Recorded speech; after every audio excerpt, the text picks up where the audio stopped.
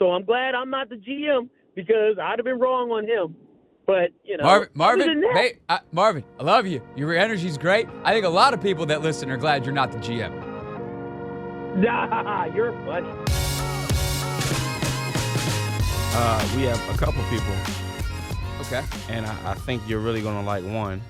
Okay. Because Marvin is back. Oh, well, let's go to Marvin. Hey, Merry Christmas to you. Merry Christmas to you. It's nice to be back. I'm just so happy my squad is doing so well. Can I call it my squad? Well, who cares? Doesn't make any difference. Hey, look, I'm very optimistic. I'm very, very optimistic.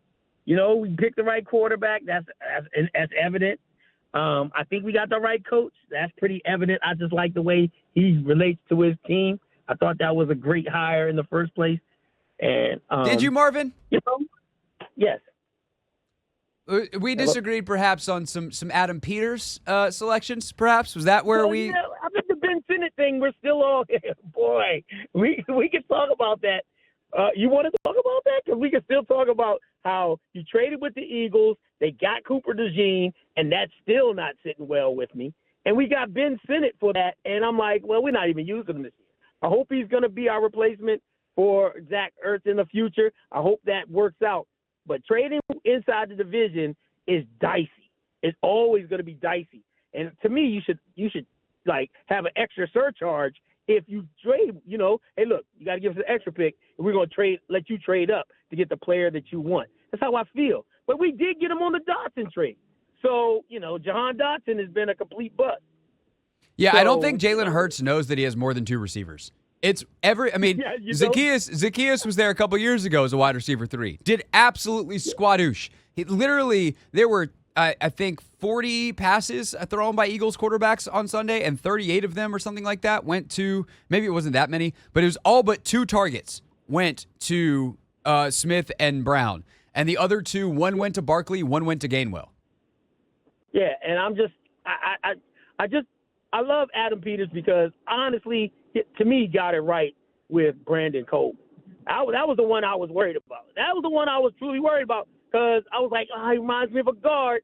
But even if I think he's not a left tackle, he'll be a great right tackle. We had to get somebody again. I just think he's better than I thought. So I'm glad I'm not the GM because I'd have been wrong on him. But, Marvin, Marvin, I love you. Your energy's great. I think a lot of people that listen are glad you're not the GM. Nah, you're funny. I try to be. Hey, Marvin, it's we all have our opinions, and it's always a lot of fun to talk about them. But I love the enthusiasm and like truly to be able to go like I think something that is genuinely I'm gonna get 10% too serious for a second, which is I think something that's gotten lost in a lot of modern sports fandom is like we're all so invested in our own takes that we forget to sit back and enjoy the ride. And the fact that you can just be like, I don't care whether I was right or wrong on Brandon Coleman or this guy or that guy. I'm loving my team right now, and that's the headline. I love that, and I wish more people had it that way. Hey, thank you. I appreciate that, but I will say this. Oh, boy, here we go. I will scrutinize this man forever.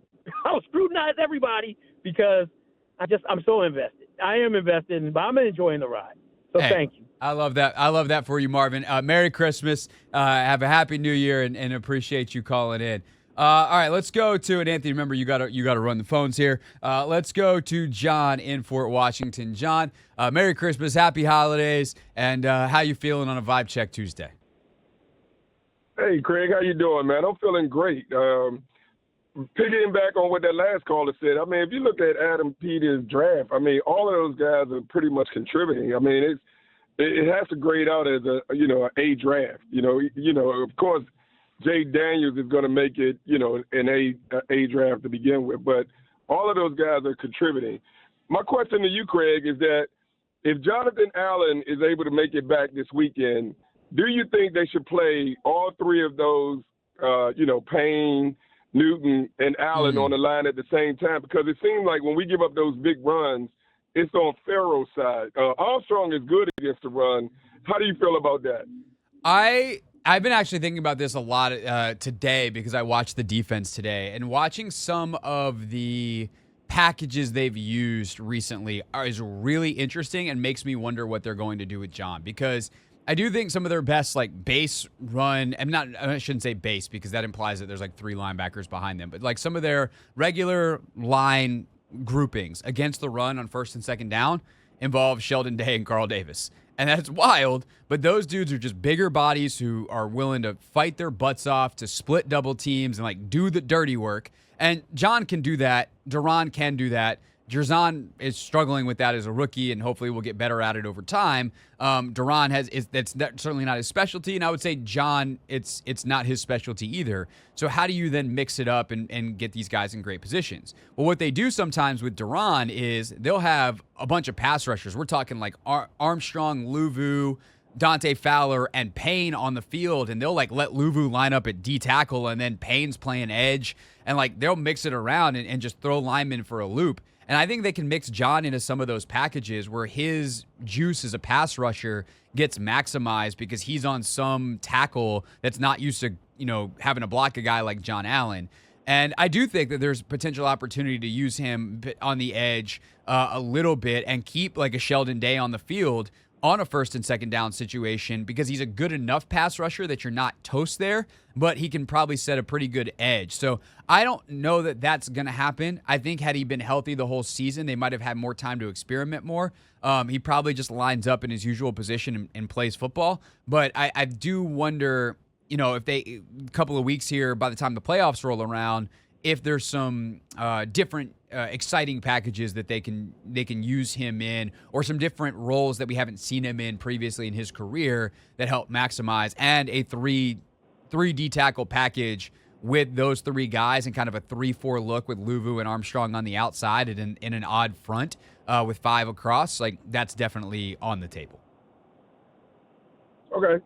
That's all I really had, Craig, man. I want to wish you and Anthony, a Merry Christmas, man. And we definitely, we're definitely on the up. It's seeing the RFK Stadium, resolution thing done. I think, we a good draft, a good off season. I think we should, compete for years to come. So I want to thank you, man, and I appreciate listening to your show. Hey, Jon, I really appreciate that. Merry Christmas to you as well. Thanks so much for calling in.